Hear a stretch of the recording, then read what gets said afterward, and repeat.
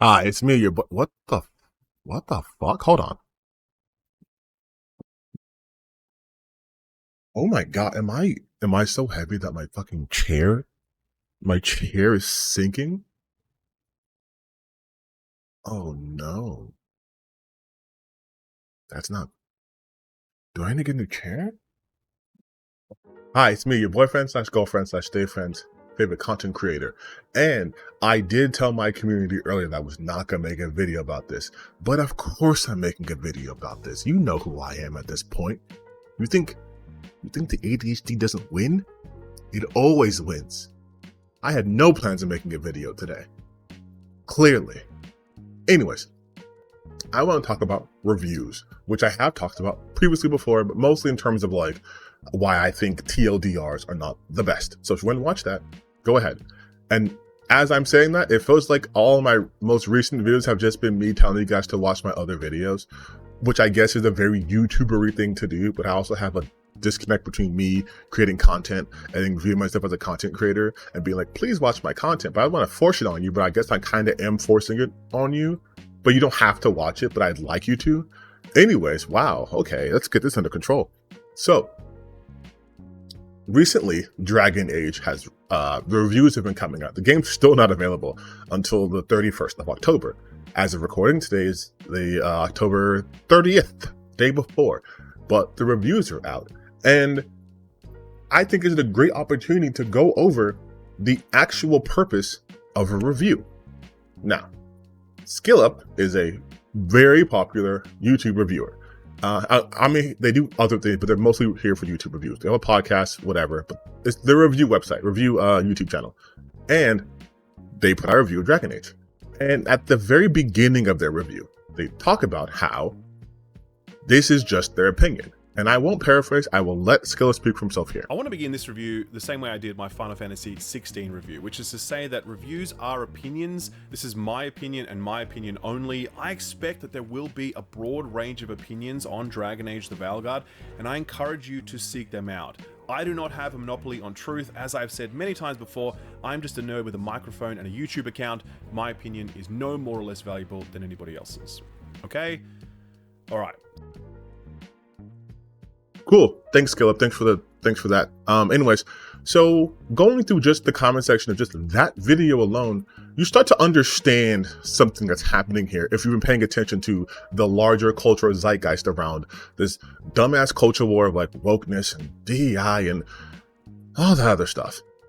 Which is, there seems to be people with a vested interest into only watching reviews that accurately reflect their own worldview.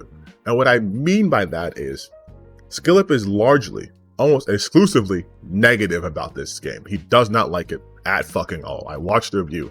Not a good thing to say.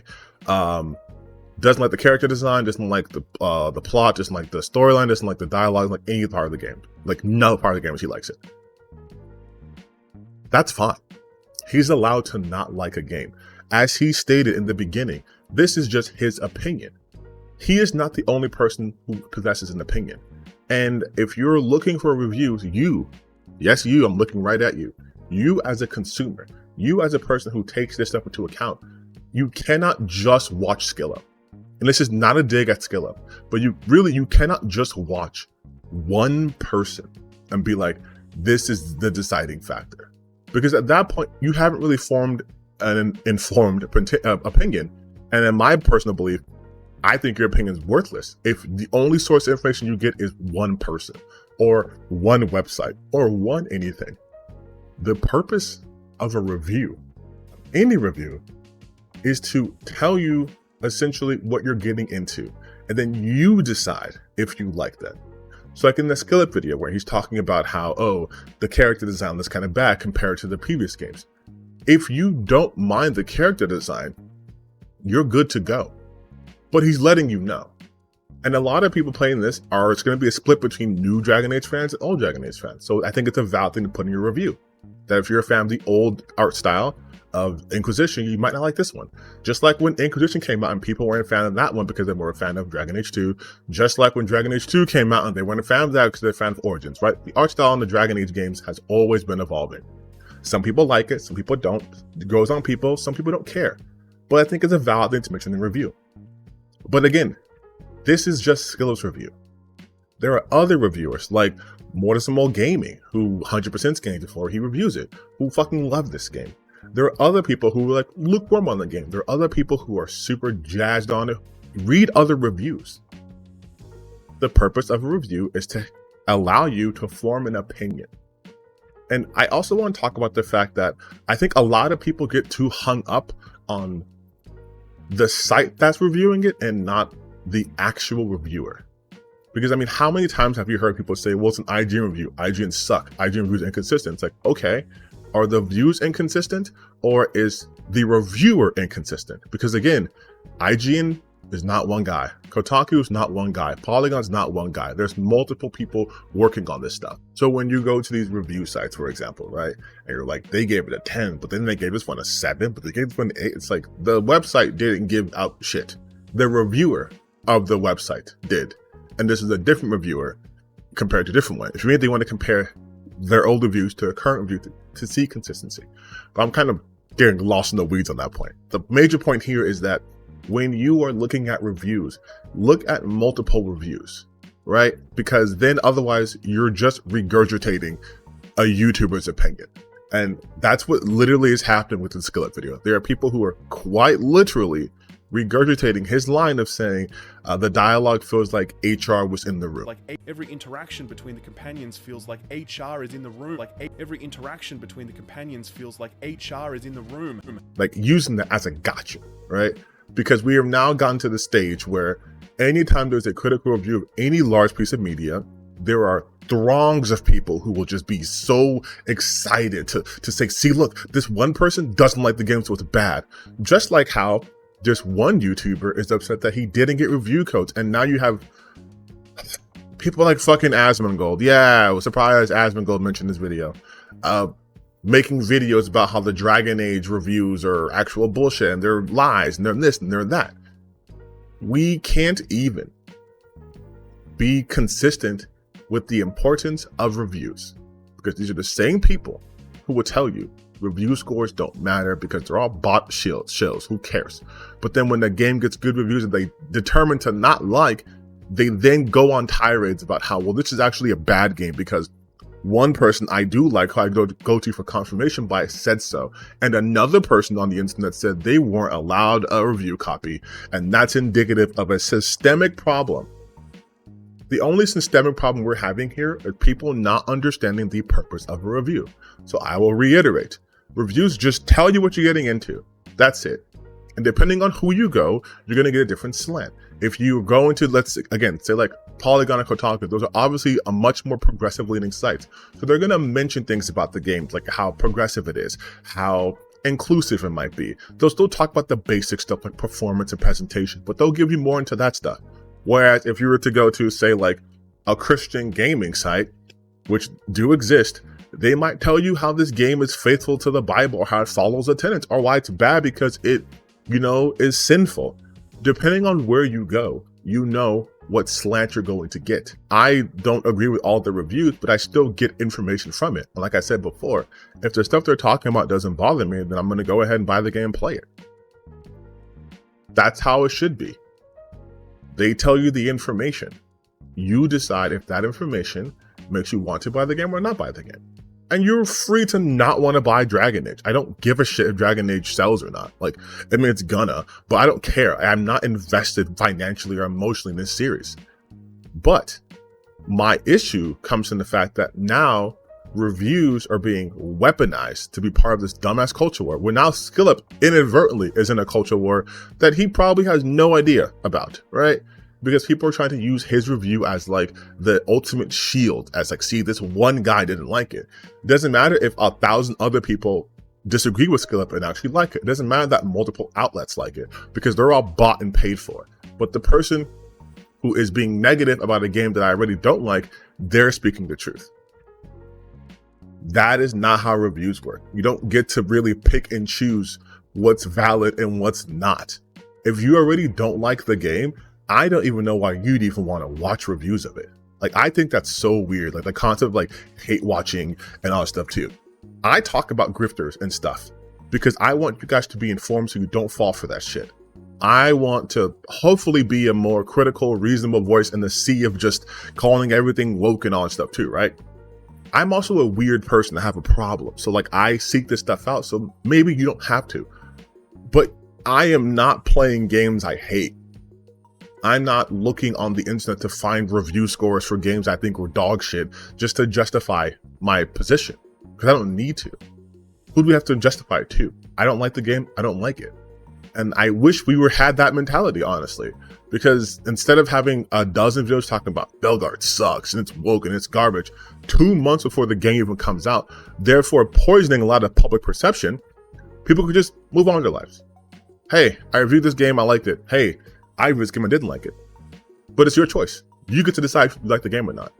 But if you're relying on just one source of information, you're not forming an opinion. You are regurgitating an opinion. You are being told what to think. I will always be the first person to tell you, do not just go to one source of information. Like, even for myself, don't just watch my videos and then that's it. Go watch someone else. Go watch someone else who you think will disagree with me. See if I'm wrong or how I'm wrong, or see if they're wrong and how they're wrong, or see if, like, you know what, there's some space in between where it's like, I think this is the actual truth. Listen to multiple people, but also be aware of who you're listening to. Just like be aware where you're getting your reviews from. And again, this is not about Skilla, but if you go to a reviewer who is notoriously like not too great, totally sour on like RPGs, or are you going to really trust their review and tell you this game is bad and it's an RPG?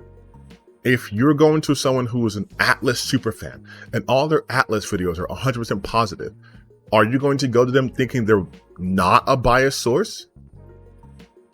Because like, if the RPG guy who hates RPGs says this RPG is actually really good, I would give that slightly more credence than the Atlas fan who's like, Metaphor is really good, although Metaphor is really good. Like, you see, like, I know it's kind of complex and kind of complicated, but that's how humans are. You have to be willing to do the research, though. You can't just take what one reviewer says as face value and say that's the ultimate final say on this, right? Like, if a bunch of people, let's be real, I mean, even though people can be wrong, if 100,000 people are saying, we all saw this movie and we said it was pretty good, we all think it's pretty good, you're getting back, no, they're wrong because this movie fucking sucks. It's weird, right? You can hold that opinion, but you can't objectively say this movie's terrible. Because by what metric are you going by? Like, reviews are not objective. I hope you guys know that too. Like, they're the least objective thing possible because they can't be. It is a subjective experience. Even when you're talking games from like a technical level, there can be games that are technically shit, but perfect example. I bought Cyberpunk 2077 when it came out, so did my friend. He had no problems, no glitches, no stuttering, no nothing. Everything was buttery smooth. He loved it. I fucking hated Cyberpunk when it first came out because I got all the glitches. I got soft lock out of things. I also got hard lock. I got so many crashes. Like, characters weren't loading up. Scenes weren't happening. Characters would just freeze. Like, I had a bunch of issues. That was my subjective experience. So then that colors my opinion of the game. Now, thankfully, the game's got a lot better so I can enjoy it more. But I also had technical issues with The Last of Us Part 2. Granted, I was playing on a PS4, which is pretty old at the time, but it was also made for PS4. And I had people fucking T-posing. I had the infamous scene happen when one of the characters was T-posing. And it was fucking hilarious to me. But it also sucked because they ruined the moment.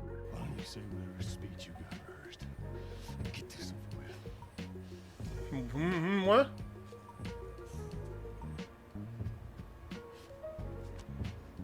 Tourniquet his leg. Do it.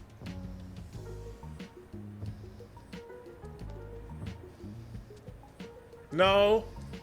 No. What is this? What is this?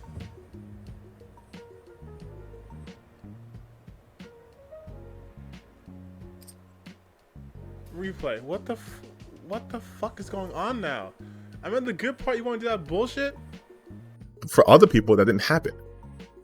Now, if I was going to make a review about that, I would say during my playtime, this bug happened, but appears to only be a one-off chance. So take that how you will. But then I wouldn't say the whole game is fucking garbage. Objectively, I can't. You go to SkillUp, you get his input. You go to Mortisimo, you get his input. You go to ACG, you get their input. You go to an IGN website, you might see a certain reviewer's input. Like, that's how it works. And then you kind of group those together and see the overall consensus, and then see if that bothers you or not. Are you okay with the game that's a 7 out of 10? I know I am. But if you look at reviews as a way to have confirmation bias, you're misusing it. And if you're one of those people who have a vested interest making sure these games fail, I have to ask you, why? You are allowed to not like games, sure, but like, you not liking a game doesn't make a game universally bad. Just like SkillUp not liking Dragon Age doesn't make Dragon Age a terrible fucking game.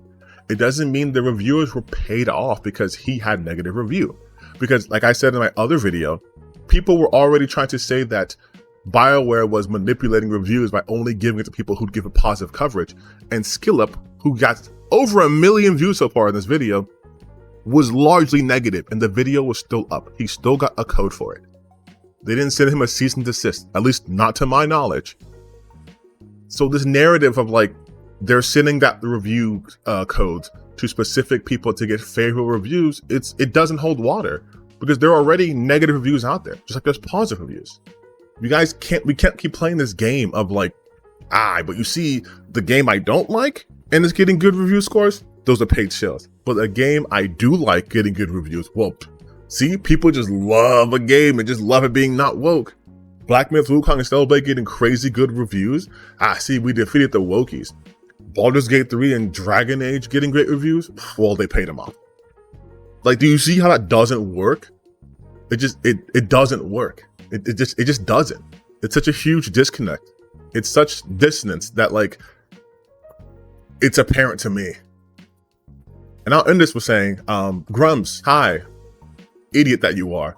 The phrase return to form is not some dog whistle. It's not a code, which I know you guys are surprised for it to not to be a dog whistle, considering the fact that almost all your communications are in fact dog whistles. But it is just a phrase that people use when something that used to be good is good again.